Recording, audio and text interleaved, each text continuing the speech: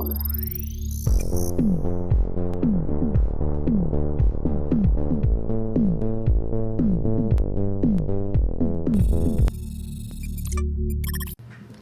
good morning. Hello, good morning. It's too early. Hey, Anthony. Yeah. Show's live. Yeah. You want to maybe give the BB some eye contact? Yeah. Give me just a second, BBs. Instagram's being Instagram. You know.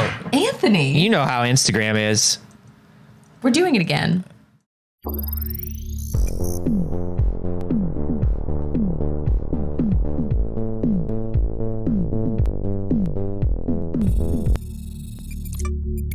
Hello, good morning. Good morning, BBs. It's too early. I'm just going to check and see if it posted. Stop it. I'm just going to make sure.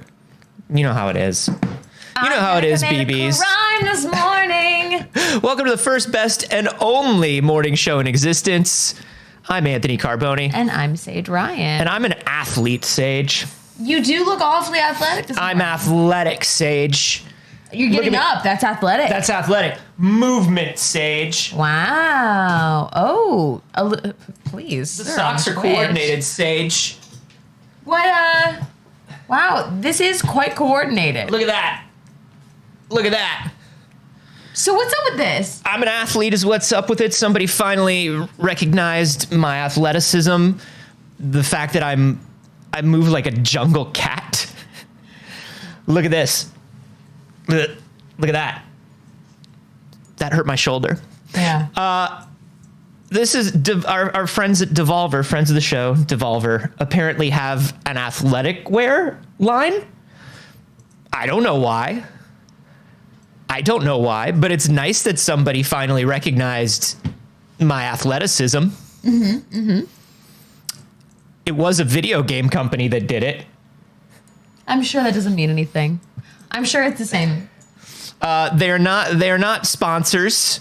They're just pals, and they were like, "Hey, do you want some athletic wear?" And I was like, "I've never thought about it."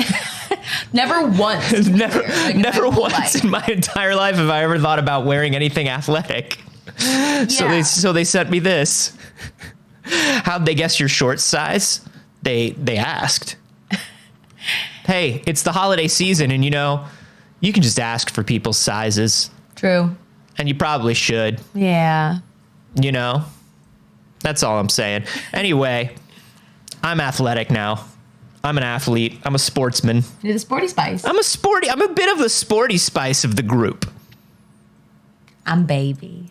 How's it going, everybody? Good morning. Good morning, everyone. Davey Dave Boy in the live studio audience says gift cards are always the right size. Mm-hmm. Couldn't agree more. Uh-huh. And have we as a society moved beyond like a generic gift card or a gift card to a store without knowing the person likes the store or needs something from that store? Are we allowed to say that cash is just as thoughtful as a gift card? Have we gotten there as a society yet, or are people still weird about that? People are still super fucking weird about it. I don't know why. I actually still think a gift card is more thoughtful than cash, only for the reason being we're all adults. If you give me cash, yeah, I'm going to end up using it to like tip a delivery driver or do something practical. Yeah. You know what I mean? Yeah. If you give me an Amazon gift card, I'm going to buy myself a toy. Yeah, you're making sure that I spend it on something that I actually want, that I'll enjoy. Right. Which, on the other hand, also, you don't have to control what somebody does with that money. Yeah, exactly. Like if you give me $20 for the holidays, if you're my aunt and you give me $20 for the holidays or whatever, and I use it on gas, then I use it on gas. Yeah. It's money. It is. What you're giving me is money. And I can use it for anything. Yeah. Now, if you know that somebody wants a specific thing from a specific place, I think it's okay to give them a gift card for that. Like people are mentioning like Steam cards and Nintendo cards. I think that's cool because that's like, I know you want a game and I know I'll fuck this up. Right. I agree. Don't buy people games unless you like really specifically know something. Yeah. Because my mother's been buying me games for Christmas for fucking 20 years. And every year I'm like, hey, a little Steam credit. Well, because that's the other thing, right? Is like, now, especially more than ever, what if I don't want a physical game? Right. Or just like pay for my Game Pass, man. Yeah. Blanket Fort says cash is for kids from grandma. As are cars. Cars are kids. Cars are also for kids. But cars are also kids. Yeah. 1877 cars are kids. 1877, oh God, I woke up and my children are cars now. Think about that. Think about that. Think about that for the holidays. Steam, your mother asks exactly. No, she's learned what Steam is. Oh, that's good. Because someone else in her household does a Steam. No, my mom sends a check and a card is what she does. That's nice. She used to send pajamas every year. And every year I would have to tell her, I don't wear pajamas. You have to stop this. There's a pile of fleece pants that I feel like I can't throw out, but I will never wear in my entire life. My mom also gets me PJs every holiday season, but I love them. See? And that's okay. I love them. That's okay. My mother just woke up one year and decided that was the tradition, and it didn't start until after I was an adult. Interesting. That's always been my mother's tradition. I think the first time she did it was like when I was living in New York. It was like, I got you pajamas. I was like, okay. She started not knowing what to get you. Fun. Yeah. I think she wanted to make a tradition. Yeah. She decided like, this is how traditions are made. You just stick with it until it's a tradition. And I was like, kinda. Kinda true. But I was like, Now, if you send me sportswear every year, now that I'm an athlete, that probably makes sense because I'm an athlete now. They sent these to me like right as I got hit by a truck. This is like their summer athletic wear, and I just have not had a chance to wear it. They did do it on purpose, though. They did. They sent it like right after you got hit by a truck, and they went. That's the whole time they were mailing it. That's a very Devolver thing to do, if I'm honest. Sitting there packing up the package. Yeah, they were like, here, maybe if you wear this, you'll be fast enough next time. It's for all the exercise you'll be doing.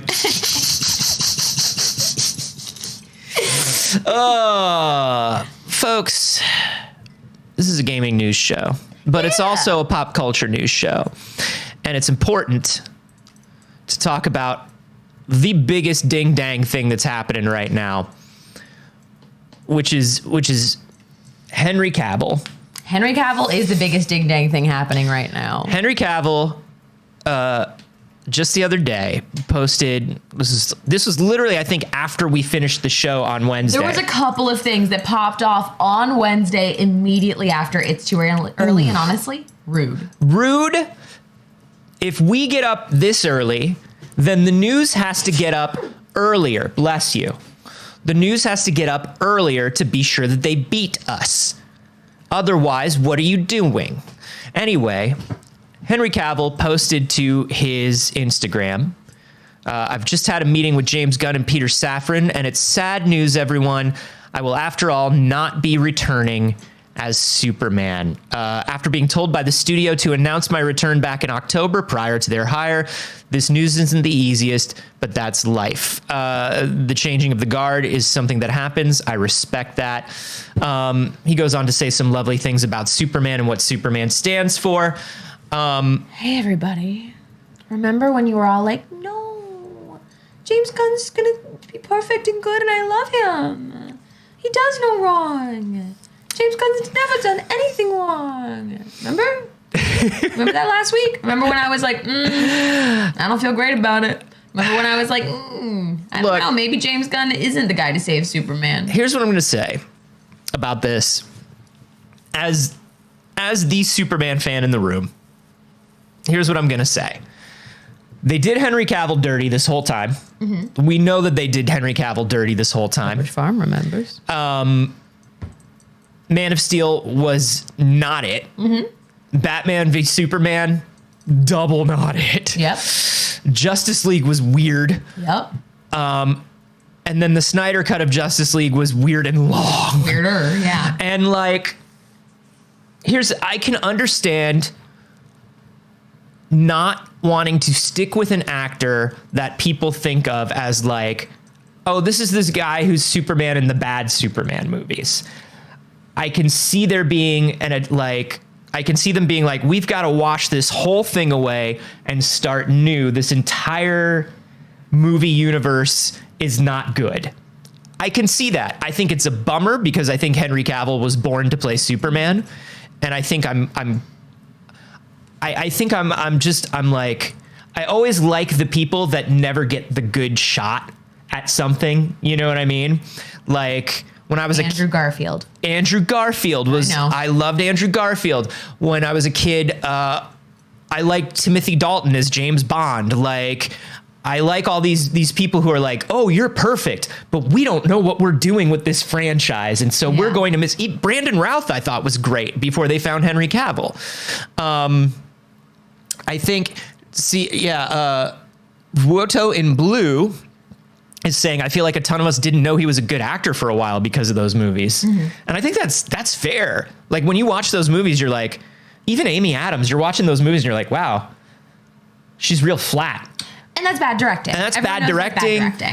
It's bad writing. When they announced that Henry Cavill was back as Superman, as people who like actively monitor like internet conversation, there was not people upset about it. People were very excited about it. It was pretty universally agreed upon that it was a good decision to bring Henry Cavill back as Superman. People wanted him to have a chance to do it right. Exactly. And there's been this whole like, wash it out, start it over. And sure, but you can do so and also bring an actor back. You absolutely fucking can. Yeah. If you can have multiple actors playing the same characters within the same time frame, then you can have the same actor come back from a different movie. Hey, it's fine. The worst flaming torch is the best Captain America. You know what I mean? But also, then here's the thing. If you're like, we gotta wash it out. So are you canceling The Flash? No, and this is what's interesting. So that's the fucking thing. If people are like, no, it wasn't a bad idea, they're washing out the DCEU, or like they're washing out the DC, movie universe. Hey, guess what? Then cancel The Flash. So they announced James Gunn on the same day, and Peter Safran, but James Gunn mostly. We're going to hear from James Gunn. We're never going to hear from Peter Safran. He's not a guy who's on the internet. James Gunn is everybody's internet pal, so he's going to be the voice of DC, I think, from now on. He announced afterwards, he's like, hey, the next 4 movies that are already ready to go or in production are going to keep going. And after that, we're completely redoing everything, starting with a young Superman movie. Which I think if you're going to start a DC universe, a young Superman movie is a good way to do it. I think Man of Steel was a good instinct without the greatest execution. But I do think it's weird because people are now automatically like, well, what are these next 4 movies building to? What am I going to see these next 4 movies for? Which that's kind of, Marvel's kind of done that to us, but also DC themselves have done that to us because they've been trying to put this universe together for freaking 15 years now, or some 10 years. Yeah. So everybody's like, well, I thought this was building to something. And it's like, it wasn't. If you watch those movies, they couldn't figure out what it was going to do. So the next 4 are what? It's Flash, Shazam 2, Aquaman 2, and Blue Beetle. And again, so then we're not washing it out and starting over. Like, we're not. Well, these are things, I mean, like then we're not. Yeah. No, you're right. And at the same time, what's going on is you've got Warner Brothers Discovery saying like, well, these 4 are already in motion and they cost X amount of dollars, so we're putting them out. And it's going to take you... That didn't apply to Batgirl. It didn't apply to Batgirl, but it applies to these 4. Am I saying that DC is making smart decisions? Absolutely not. What I'm saying is those 4 are planned theatrical, and they so far have not scrubbed theatrical. They've scrubbed, VOD. So those 4 are going to be the last 4. I'm a little bummed because I've been waiting forever for a Blue Beetle, and I'd like Blue Beetle to get its chance. And yet, if it just like pins the end of it and then they wash it after, in theory, like, what's the point? And here's the other thing. What's the point? Here's the other thing that can be messy with it too, is like, if one of those 4 movies really pops off, somebody at Warner Brothers Discovery, probably David Zaslav, is going to bring James Gunn and Peter Safran into his office and say, hey, this movie just made $1 billion. You have to do a sequel. And then what? Then you don't get your clean slate anyway. Everyone's talking about Warhammer. Hey, everybody. We're the news. We'll get to it. I promise. We'll get there. Just patience, BBs. Patience. But here's what I'm going to say, though. This is the first thing that popped into my mind. BBs. Oh, no. Nothing. Not a single thought popped into No his mind. thoughts. Head empty BBs. That's what, let me restart this. And we'll... here's the first thing that popped into my mind. Squadron Supreme. Do you know what I'm saying? It's Squadron Supreme time. We've got Hyperion, Power Princess, and Nighthawk right here. Mm-hmm. If I was Marvel, if I was Kevin Feige right now, do you know what I'd be on the phone trying to do? Henry Cavill wouldn't do it. You never know. Cavill wouldn't do it. He's a big nerd. He's a big comic nerd. He might be like, oh, that's actually very clever. It won't look as classy as Henry Cavill likes to be. That's true. He is classy. He's a hey, look. He's a classy guy. He's a classy guy. You're right. So, and this was all very interesting too, because obviously he announced that he was quitting as The Witcher. There were disagreements about the books and whatever. And then a lot of people were like, was it kind of so you could go do Superman? Like, everybody was suspecting that it might be something to do Superman. Clearly it is not. And even after announcing that, he is currently not planning to go back to The Witcher. There is no plans for that. Hey, can we just have a moment for my Squadron Supreme idea, though? It's pretty good, right? I think we had a moment. It's pretty good, though, right? Great, Anthony. Like, think about it, though, because they're doing Thunderbolts. Uh-huh. Hyperion could be in Thunderbolts. It's real easy. Hyperion could be in Thunderbolts. I'm just saying. It's a good transition. They do it. They show up. They do it once.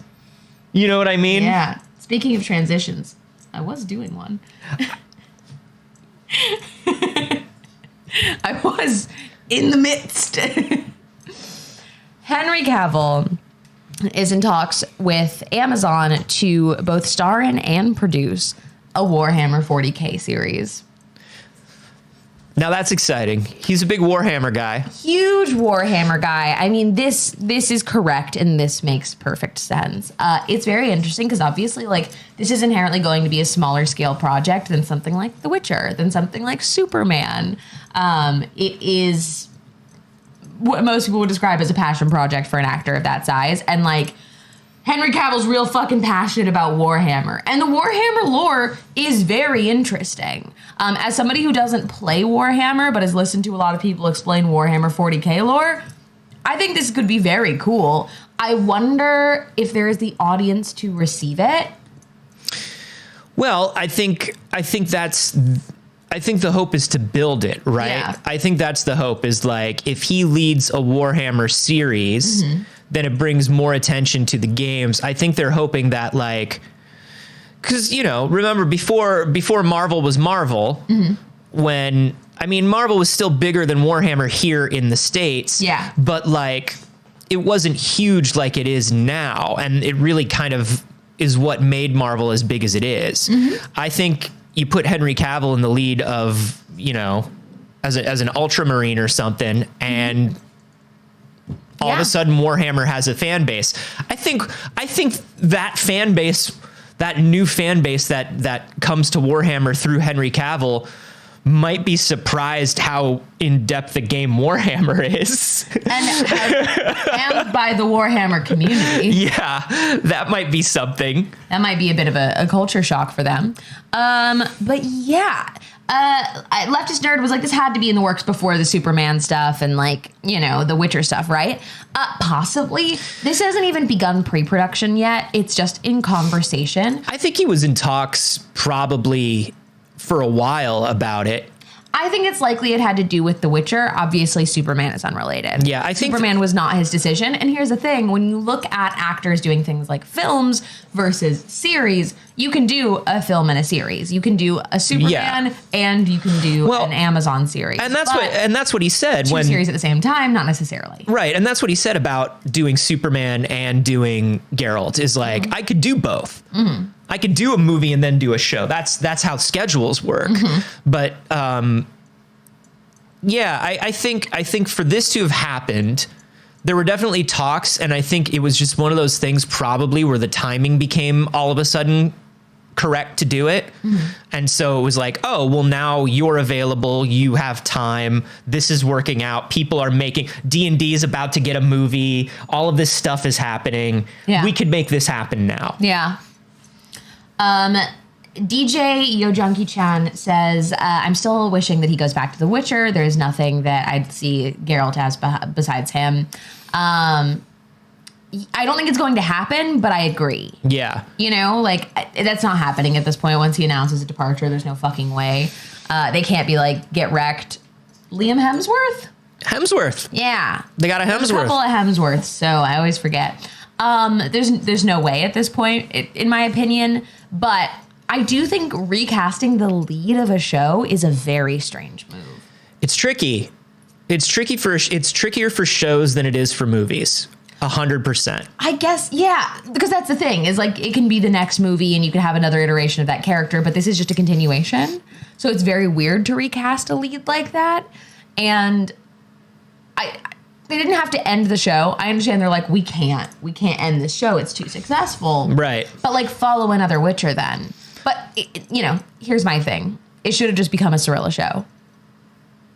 It should have just been, then let's follow Ciri. Yeah. It should have just been, let's follow Ciri. I didn't see how the last season ended. Did they end it in a place where it could be a Ciri show? Are they ready for it yet? You can time jump. You can time jump. Adult Ciri. That's what I want. I want adult Witcher Ciri. Yeah. I haven't finished the most recent season. So no, she's still a kid right now. Mm-hmm. But the games do a time jump. The show could do a time jump. No, for sure. I mean more in terms of like, did they leave it off in a place where if they did a time jump without Geralt, like, is that messier than recasting right now story-wise? I don't know, because I didn't watch the last season. I don't think so. Yeah, Ciri and Yennefer. It's very weird that they recast a man instead of just following the storyline of the games and making it about the women. Isn't that odd? Like, the games do it. Yeah. I don't know. I guess they feel like Geralt is too central to the franchise of The Witcher and the idea of what The Witcher is to move on without a Geralt. I think it would be interesting if they brought in Hemsworth and then kind of pulled back on the amount of Geralt, like transitionally, like that could. But also, he isn't too intrinsic. Like, the show's called The Witcher. It's about witchers. Again. Hey, I want to see a show about the witchist. You know what I mean? I'm tired of this. Like, I'm tired of this. Cut to the chase. Show me the most witch. I'm done. It's Yennefer. The most witch is definitively Yennefer. Then let's go. Let's make it the witchist and move on. Like, and yeah, maybe, like, it would be jarring if poorly written. If well written, it wouldn't be. So, write it good. Hey, everybody, why don't you write in your things good? Why don't you write in your things good? Mm-hmm. Speaking of which, have you played High on Life yet? No, I was going to play it last night and I played something else instead. That tends to be the story with most people in this game is most people are like, I'm going to get on that. It was like midnight, I'm going to get on that. I had gotten home from an escape room and I was like, yeah, maybe I'll start High on Life. And then I chose Dreamlight Valley? I didn't. No? I chose to break my own heart, Anthony. I chose the Sad Fish Boat game. Which one? The Sad Fish Boat game. Which one? The one with the fish in the boat? Yeah, which one? Why did the name just disappear from my brain, actually? I had it for real when I started the joke. come back to it. Rick and Morty creator Justin Roiland made, of course, this game High on Life, which is the game where the gun talks to you. You're doing a sci-fi and the gun talks to you. We talked about it on Wednesday, where they actually threw in the entire what is it, Tammy and the Dinosaur or whatever? Yeah, you can watch the entire. You can watch the entire movie in the game if you sit still, and the gun's like, "Are we gonna go do something, or are we watching this movie?" And you can just watch the entire movie. Look. They had to release a patch for this game. Mm-hmm. The reason being... That's my screen. Why you show my screen? I don't know. I pushed the button for me. The reason being, the game apparently is too annoying.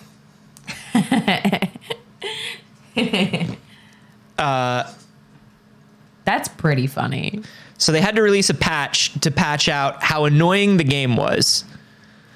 Apparently, the idea was that it was just talking at you too much. Yeah. Includes the 11th item in the update. It says improve player control over gun and enemy combat chatter within the settings menu. They actually had to put it in and be like, hey, if you want to turn down how much this fucking gun talks, you can turn down how much this fucking gun. It was a little much. It was a lot. Sorry, our bad. And it's like, it's Justin Roiland doing the Justin Roiland voice. Yeah. So the gun's just like, oh, wait, buddy, we're shooting up everything. Oh, golly, do you want to go through the door? Or like, oh, geez, you really killed him. Like, apparently a lot. Like, a lot. The other thing that they had to patch about this game, Saige, is they used a lot of AI art. Yeah. And AI voice generation, I believe. And AI voice generation. Woof. Visual art and AI voice generation was used a ton in the game. They had to basically kind of patch that out because people were not happy. Yeah. That's understandable why they weren't happy with that. Justin Roiland said that they wanted to use the AI art because it's so unsettling and weird and bad. And they thought that it would be funny to do that in the game. You can see an example of the kind of stuff that they used right here. So like for things like posters, they had it like do movie posters for them. And they do have that AI poster look. And I it's kind of funny. So like I get why they did it. They did it because it's funny. Yeah, and AI art is weird and terrible and bad. The problem is that AI art is an accumulation of actual artists' work. And if it wasn't, then it could be funny. And if you have an art team, it would be nice if you paid the art team or paid artists to do this stuff. And, perhaps it was the art team that was like, this is what we're going to do. And at the same time, it's like, hey, the issue comes into not the fact that they use this art. It's the same thing that it is with everything that's AI art, which is that's an amalgamation of copywritten art that's been run through a machine. So they had to pull it out because people were not super happy with it. They said that they did it specifically just for like weird finishing touches, makes the world feel like a strange alternate universe version of our own world, and we used it to come up with some weird, funny ideas. They say that they used the AI to prototype character voices, and that one minor role in the game actually remained voiced by AI. Which then you get into I don't know what the issues are around vocal AI and how vocal AI is created. Yeah, I have no idea how that's trained. But I'll say this, as far as the vocal AI, if it winds up sounding weird and bad and fake, is it any different than like all of the games and weird internet videos that use like the old Macintosh voice generator for character voices and stuff? Right. Like that's where I'm kind of like, I need to learn more about how the vocal AI gets trained. Yeah, I don't know. In any case, it is a situation where like you could just pay a person to do it. And I do see the issue with that. That makes sense. Agreed. Somebody could have just done the like weird fucking hand-drawn, let's imitate AI art. Hey, You could just do it. What's his name? Keaton Patty has been imitating an AI on Twitter so successfully for the last like 7 years. Half the people don't know it's fake. Yeah. So a lot of weird stuff coming out with High on Life. I still have not tried it out. I'm going to try. I'm marathoning because next week is the week of the year. I'm doing the same thing. It's the week of the year and we have to decide our games of the year next week. Yeah. Anthony, I've played 4 new games this week. Yeah? Yeah. Anything you really enjoyed? Yeah, but I'll tell you about it on Monday. Oh, snap. Week of the year. Week of the year is next week. Monday, Wednesday, and Friday will be a different themed episode. On Monday, we'll be talking about our favorite games of the year. On Wednesday, we will be talking about our favorite movies and shows of the year. And on Friday, we'll be talking about everything else. Everything else, baby. So be sure to follow here for the week of the year. And this is where the week of the year comes up and goes. Yeah. So there you go. Has anybody else played that High on Life? I feel like most people are skipping out on it. I don't know. That's just a feeling I get, and that doesn't mean anything. Yeah. No, that just means like Let people. us know. That just means our friends aren't playing it. Exactly. Well, the question is, BBs, are you skipping out on it to play the 2022 Bratz game that's on Steam? Ooh. That could be worth it. Question, because you know what? I'm trying it this week. It's on my list. That could be worth it. So, Bratz released a new game. If y'all know anything about me, you know I fucking love 2022 Bratz. Not as in just like the game, but specifically like the brand that they pulled out. Mm-hmm. All of a sudden they were just like, hey, guess what, kids? It's gay, it's hot, it's ridiculous, and it's funny now. Oh, Bratz on social media. Just like all of you. Because everyone who had Bratz as a kid grew up to be gay and funny. Yeah, Bratz on social media got really good. Bratz, they did that Jennifer's Body thing, which I think was the first thing that a lot of people like were going, wait, this was from the official Bratz account? They tweeted the like lighter with the... they had a bunch of shit that owned. They canonized queer relationships within the Bratz universe. They've just been fucking crushing it. They started Twitch streaming for a second. They were just like re-highlighting all of their classic like point and click games that from the early aughts. So when they announced a 2022 Bratz game, we were all very excited about it because they had been killing it so hard lately. Unfortunately, it's really bad. Which makes me very sad because it's a $30 game. I mean, I don't have any history with the old Bratz games. I'm sorry, it's a $40 game. That's worse. Were the old Bratz games good? Yeah, they were like the Barbie games. Okay. So they could be anywhere on the quality spectrum. Exactly. Where it's like, you know, they were early aughts children's games in a Bratz world, and it was fine. Like they are now fueled by nostalgia. It doesn't mean they were good games. They were fun. Okay.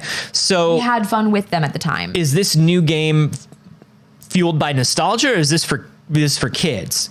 It's a great question, and I don't think the game knows the answer. That's a problem. That's a big problem. I think it just wasn't sure who its target demographic is, because it seems like Bratz became aware that their audience isn't going to be children. Their audience is going to be people nostalgic. Was that a brat on a hoverboard from 2015? But that's the thing. Is they're like modern Bratz, and then did something from 2015. That squirrel's good.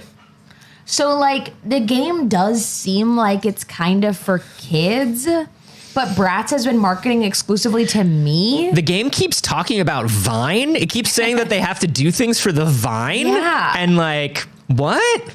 At one point in here, they plank. They just plank and they say, get this for Vine. But I'll be honest, I still want to stream it. They say, thank goodness no Viner ever got caught doing anything bad.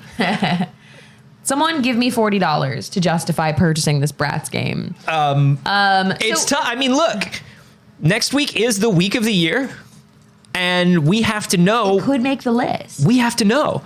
It's our job as games newsers. Yeah. Games newsers. to know about every single game without fail. Right. Each and every one. If we haven't played every single game to completion, platinum trophy, all of that stuff, then we've failed at being people who are allowed to talk about video games. Very true. So we have to play the Bratz game. We have to play the Bratz game. We have no choice. So I would say, yes, you have to pay $40 for the Bratz game. Yeah. Sorry. Yeah, I guess that's the case. Sorry. It's a very short game. There's a lot of complaints about that. It's only about 3 hours long, which means I can finish it by Monday. Wait, so people are complaining that it's bad, but also that it's too short? Yeah, it's just like it wasn't worth the money. My favorite thing in the world is when people are like, oh, this is so, that's like it's like the old joke about the Jewish family that goes out to dinner. My family always tells this joke because we're Jewish, where it's like, oh, that restaurant was so bad. I know, and the portions were so small.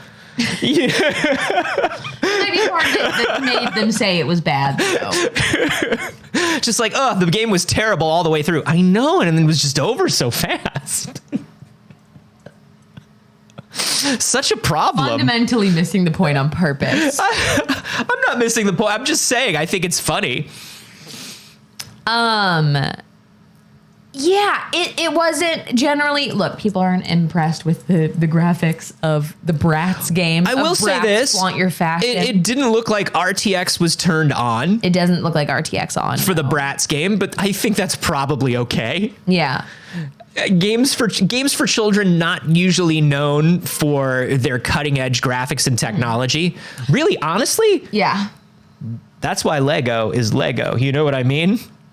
Because those Lego games have RTX on, baby. So that's the thing, is like Kotaku was like, this is a straight up bad fucking game. Sure. Then you look at the Steam reviews, and the Steam reviews are like, I loved it. I would have liked it to be longer. Like, bringing back nostalgia, I just wish it was way longer. So it's getting these bad reviews, and it's labeled as mixed right now, because there's people that are enjoying the nostalgia of it. Sure. But that it's simply too short.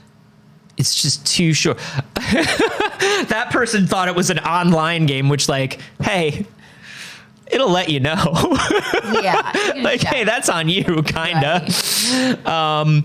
So people who are saying, I bought it because I loved Bratz growing up, but nostalgia was not enough. It's like, yeah, it never is.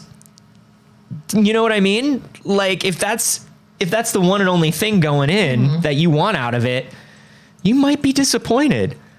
That's a lesson to take across all media right now. Like every single type of media right now, nostalgia ain't gonna be enough. That's all I'm saying. Hey, Bratz, put it on Game Pass. Hey, Bratz, why is it not on Game Pass Ultimate? So I can play it on my mobile device when I'm away from my Xbox. So when I leave, I don't have to leave the Bratz behind. Yeah. You know what I mean? I am looking at what else Outright Games has made. We've got JoJo Siwa Worldwide Party. Okay, but that's good. That's a good We've game. got Star Trek Prodigy Supernova. Okay. We've got LOL Surprise, BB's Born to Travel. BB's! It's you all. BB's, did you get your checks? Paw Did you get your residuals checks for BB's Born to Travel? We got to call the lawyer. So, okay, they make kids games. Yeah, they make kids games. They make mid-tier kids games. There was an Addams Family game? Sure, based on those good animated films. Okay. And they're all $40. That's the price, baby. That's too much. That's too much for 3-hour kids game. No, those are $20 games masquerading as $40 games. I think, like, hey, if I paid $15 for a 3-hour Bratz game, I'd be thrilled. Here's the other issue is most of the games that people remember for licensed stuff right now was free online stuff. Yeah, exactly. It was a lot of old school browser based stuff. Yeah. Which, like, if you spent your childhood playing free browser based games and somebody gives you something of a similar quality for $40 because nostalgia, obviously that's not going to hit right. That's not going to hit right. That's all. I'm gonna get my hands on the classic Bratz games. Just everybody name your 3 favorite Bratz games. Obviously, everyone's gonna say Bratz Ponies, Bratz Ponies Nintendo DS, and Bratz Ponies 2. See, now I am more of a Bratz flaunt your fashion person. And I also, of course, I mean, everybody leaves Rock Angels off their list because it's the obvious choice. Rock Angels is it, though, genuinely. Like, genuinely, we all know that Rock Angels is number one, but people like want to seem like people think if they say that, they won't seem like a real Bratz fan. Yeah. That's all. That's all. I feel like this is... Alonzo tried to say Bratz Pig in the City. It said Beats Pig in the City. Beats Pig City now. Please do not beat pigs in the city. Please, but go watch Babe Pigs in the City because it's an excellent film. In just as big as Bratz game news. Oh, I'm sorry. Oh, no, go ahead. Continue. That's also just as big as Bratz games news. Yeah, I was going to say, this feels tangential to me. Tangentially to Bratz gaming news, I want to say that the Gaming Awards nominees are out, which is very exciting. And they've got some good ones on there. Including our friends We Are OFK. Yes. Very exciting to see OFK nominated. I literally clicked on this and immediately scrolled to see OFK. Because, like, of course, they had to be nominated. They had to be. If they weren't nominated, then... Riot. Then you're doing everything wrong. But also, I was excited to see Signalis on there. Yeah. Signalis was on there. Cult of the Lamb is on there. Wildflowers is on there.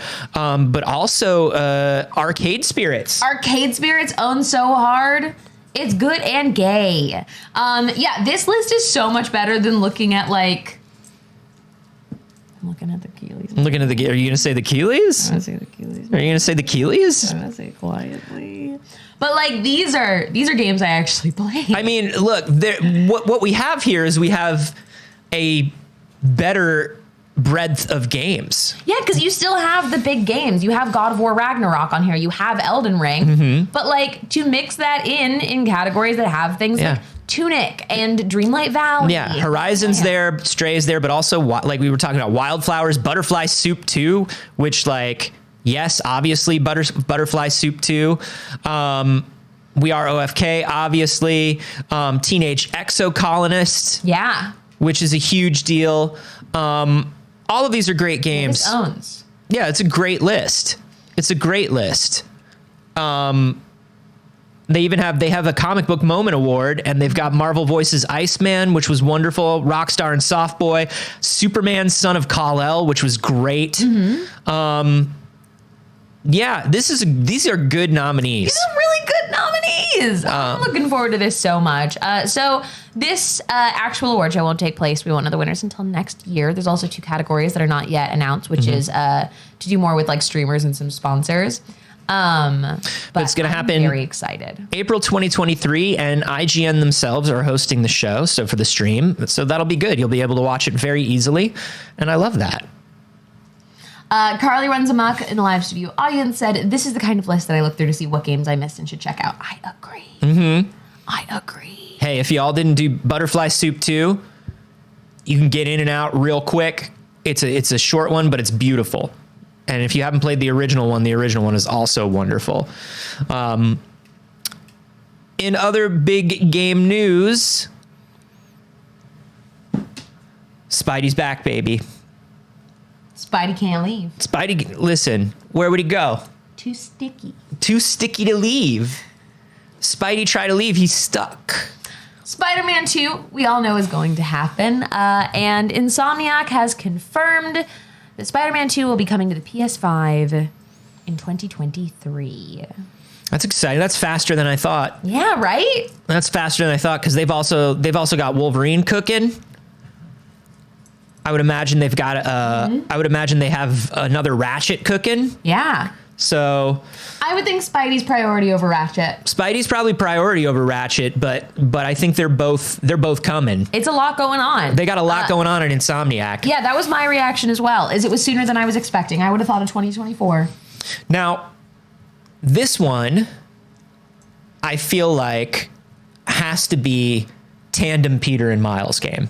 You can't keep them separate anymore. I agree. You can't keep them apart. You can't.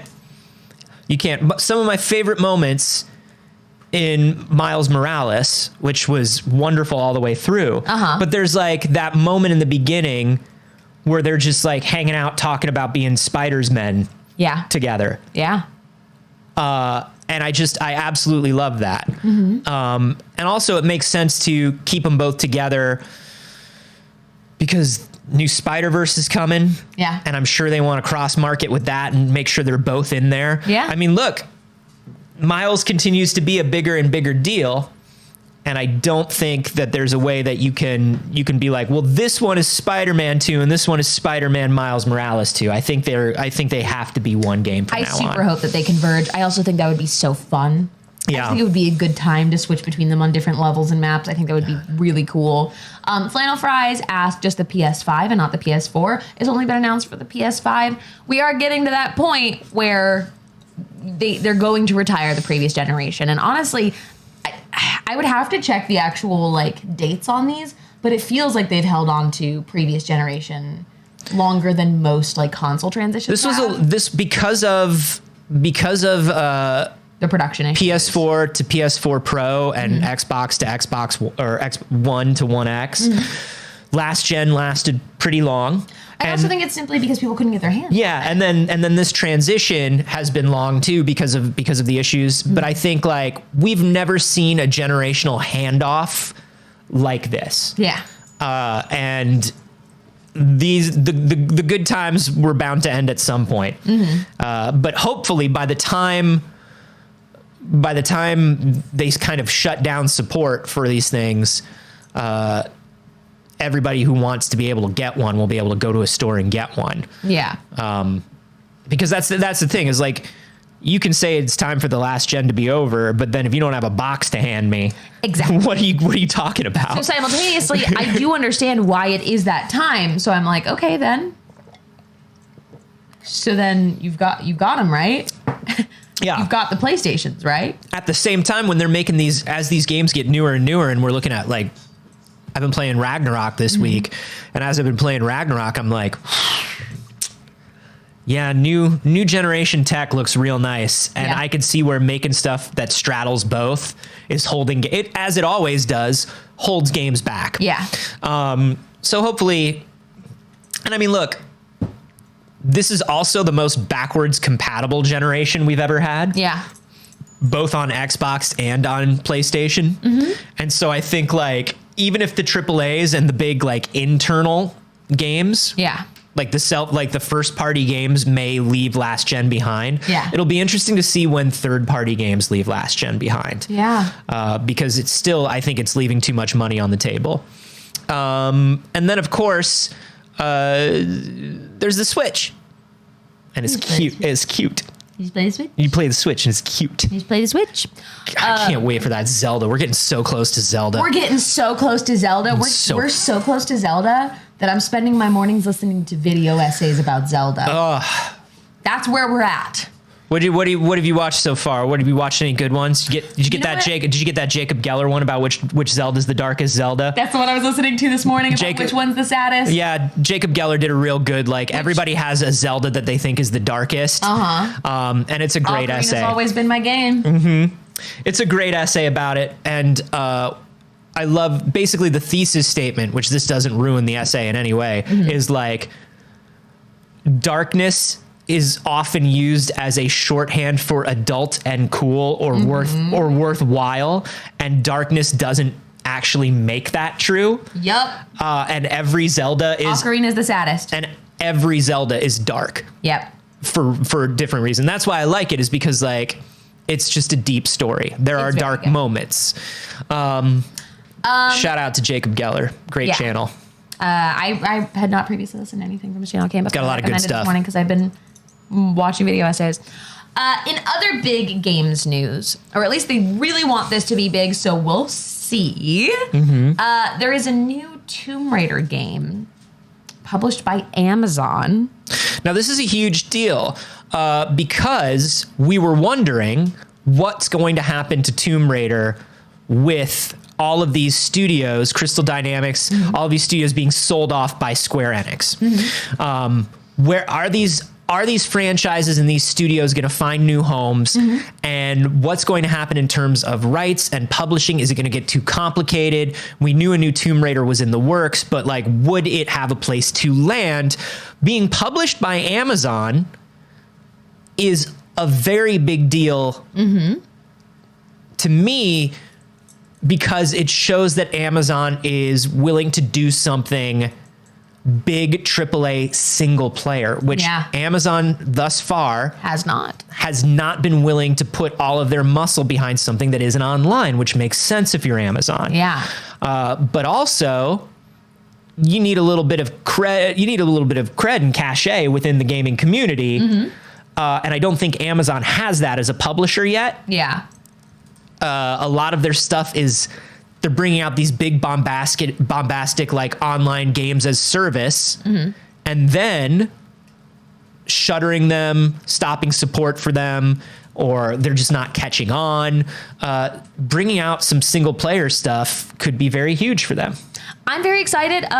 Crystal Dynamics will still be the team behind actually making the game. Amazon will just be publishing. I always keep hope alive for Tomb Raider.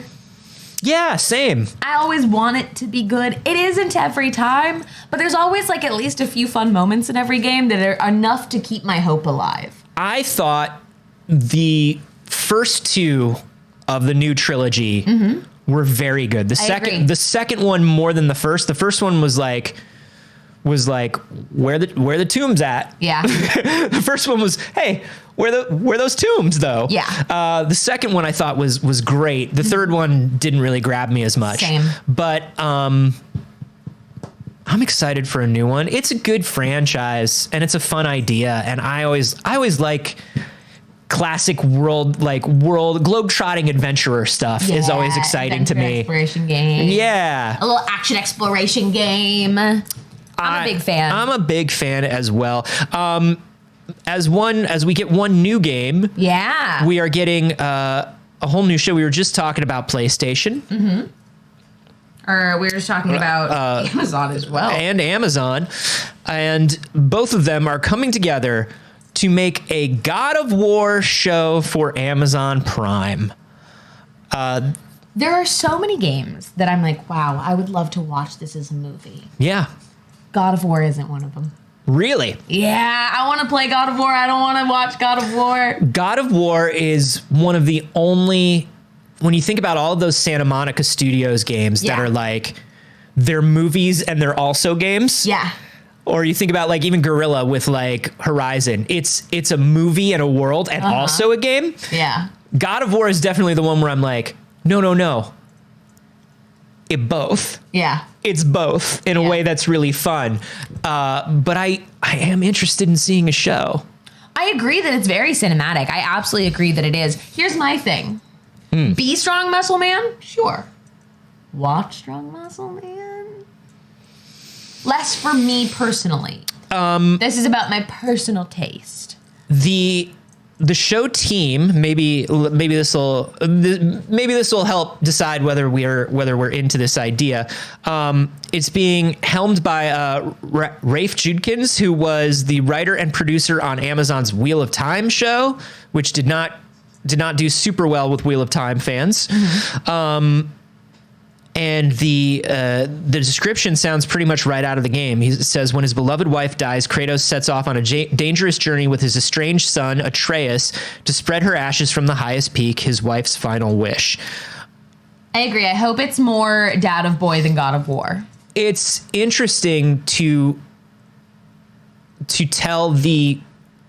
use the logline and the framing from the game itself. Like, we have an idea that like The Last of Us is going to deviate a bit from the original game. It's probably going to tell the story of both games and then additionally tell more stories about that world. This is like straight up, hey, we're doing God of War as a show. I think that's kind of interesting. We've got Hawk Ostby and Mark Fergus, who worked on Children of Men, The Expanse, and Iron Man as writers. That's good. I like the idea of that. It's very interesting. This could be very good, and I'm curious to see it. And this is a very early step in the announcements and like in the lead up to this show. So it's entirely possible that like they flesh out much better the ways that they're pitching you the show. Yeah. One thing that's pretty important to people. Corey Barlog the director of the 2018 God of War, producer of Ragnarok, is going to be an executive producer on the show. I always think that's important, but it could mean a lot or a little. Yeah, the executive producer title can literally mean absolutely nothing and like what they contributed to it, or it can be a lot. Yeah. It's one of those incredibly flexible titles in film where sometimes it's just someone who gave money. Sometimes it's just like, man, we need to attach your name to it because you made the thing. And sometimes it's an incredibly involved part of the creative process. It seems like Druckmann and everyone at Naughty Dog was pretty involved with The Last of Us. Yeah. And so hopefully this will be a similar thing. Also, Corey's just a dope person. So I hope Corey's getting to work on it as much or as little as Corey wants to work on it. It's not the only adaptation news. I would say it's not that one yet. Okay. We also, of course, and we say this all the time, we say, hey, Kojima, just make a movie. Hey, Kojima, we know you want to make a movie. Stop. Just make the movie. Just make the movie. Just make the movie. Well, ladies and gentlemen, Kojima's making the movie. They are doing a Death Stranding movie. Now, this is interesting. It's going to be from Hammerstone Studios, which they're behind Barbarian, which I haven't seen yet, but I've heard nothing but incredible things. Have you watched it? Barbarian's so good. You watched it? Yeah. Barbarian is so good. I wanted to see it in theaters, and I think I missed it now. Barbarian is so good. Yes. I'm not getting to the theater, damn it. It's on VOD now. I watched it on VOD, and it's very good. So the film is being fully financed by Hammerstone. They just wanted to make a Death Stranding movie with Kojima. Kojima and Alex Lubavitchy, who is the producer on Barbarian, they're working on it together. Kojima Productions US will be working with them on it. Kind of interesting. Kojima, I think, really wants to be a writer and director of films. Yeah. But I think also understands you can't do that right. You can't hit the ground and do that right from games. Yeah. Especially like with the language barrier between everybody, it would not be the easiest thing in the world to do. I'm very interested to see how this turns out. There are a lot of interesting ideas in Death Stranding. They don't come together to make a particularly compelling game for me. Same. But there's a lot of weird shit in Death Stranding where if you condensed it down to 2 hours, I'd be way into it. Yeah. I'm somebody who isn't really into the kind of weird for the sake of weird momentary shock value approach of Death Stranding. It's not really my thing. I hated this new trailer. I know so many people absolutely fucking loved it. Yeah. I actually genuinely actively disliked it. Whereas the first game I was like, I just don't care. The second game I was like, I dislike this. I actively think this trailer is bothering me. But I'll watch it. I'll watch a movie. I will not sit through 50 hours of game for it. No. I'll watch the movie to see what's up. I also like the idea of the people who made Barbarian and people who kind of know when to be on the nose and not be on the nose about things. Trust that. Because that's not something Kojima always knows. Within the first 15 minutes of Death Stranding, it's like, strap the corpse of your mother onto your back and carry her to Mordor so she doesn't explode into a ghost that destroys you. It's like, hey man, go to therapy. Yeah. Yeah, that is one of those go to therapies, the game. Hey man, just go to therapy. This is pretty on the nose. It would cost less. Her name is Bridget Bridges. Now I will defend Kojima character names till my dying day. The fact that Sam Porter Bridges is the man who must carry things across America. It's very funny. Die Hardman. Yes, I'm a big fan of Dickensian naming conventions. Is Die Hard been a Christmas movie? A lot of people ask that. a lot of people are like, is Die Hardman Christmas invited to Merry Christmasman's party? Look, I love that kind of weird shit. It's when you get to carry the corpse of your mother and her memory up a mountain on your back. Yeah. I'm just like, okay, man.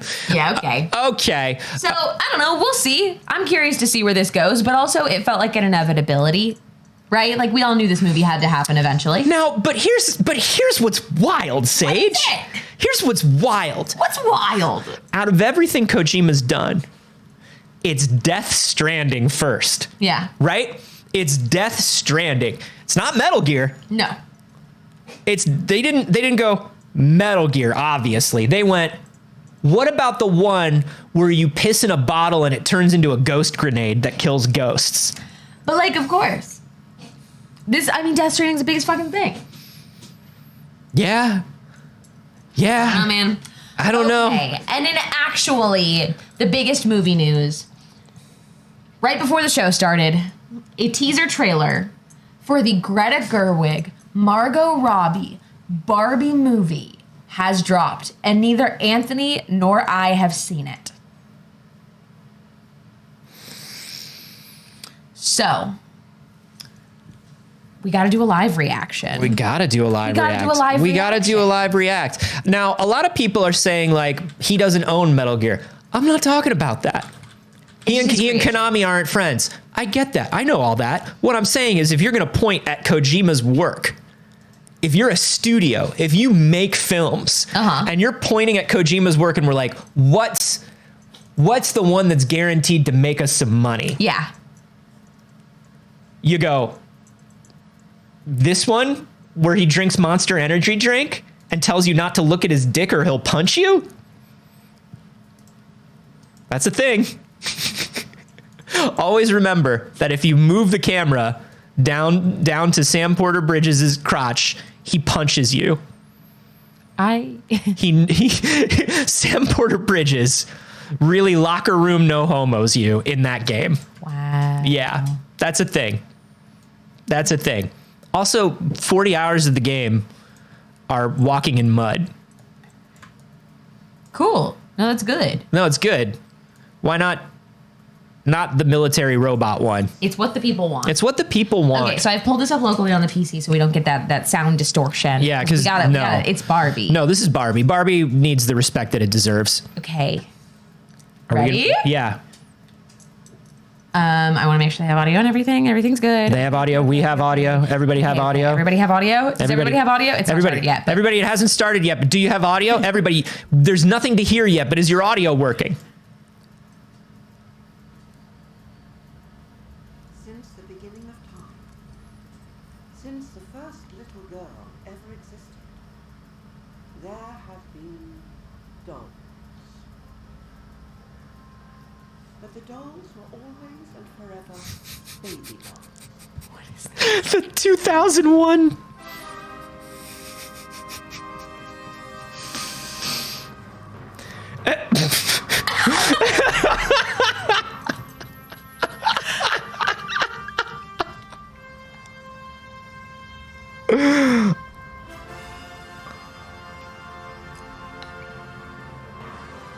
Oh my god.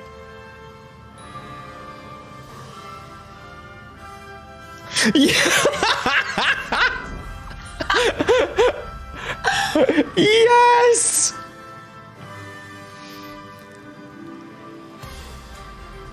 Oh my god. Oh Lord.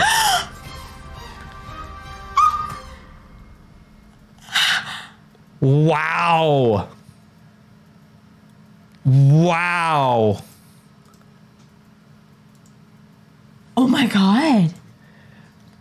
First of all, how long has it been since we've had a good 2001 parody? Right. Like when the music kicked in, I was like, wait, this is a 2001 parody. And I realized that it had been long enough. Yeah. Like that used to be the most overused thing, but it had been long enough now where I'm like, no, that's good. and the just the little girls touching her leg. Incredible. Children throwing baby dolls into fucking space. Hell yeah. Oh my gosh. Oh and my all the different God. Barbies and Kens Oh my God. in Barbie and Ken world. I'm overwhelmed. That's good. That's very good. Yeah, clear your calendars. Summer 2023 belongs to Barbie. Summer of 2023 belongs to Barbie. Yeah. Yeah. That's pretty good. That's pretty good. I think, from the moment they announced that Greta Gerwig was directing, from the moment they announced that Margot Robbie and her production company was behind it, when they said that Greta Gerwig and Noah Baumbach were writing it together, I was like, oh, this is going to be an extremely clever. This is going to have an angle on Barbie, and I think this is going to be pretty good. Pretty good. I also think this is going to be pretty good.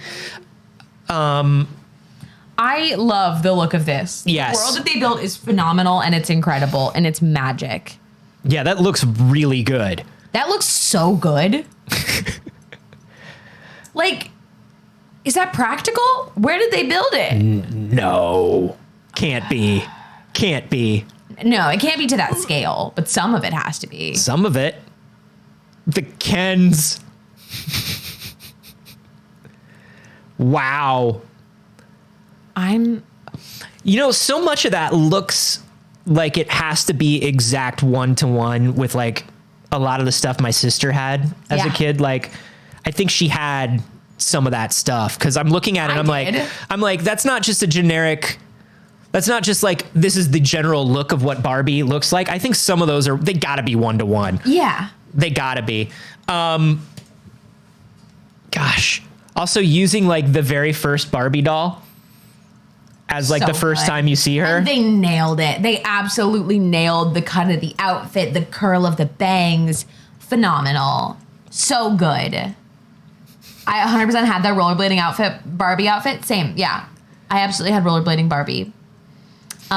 Very exciting. Absolutely phenomenal. It's a perfect teaser trailer. I'm so excited. July of 2023. July 2023. Summer's for the girls.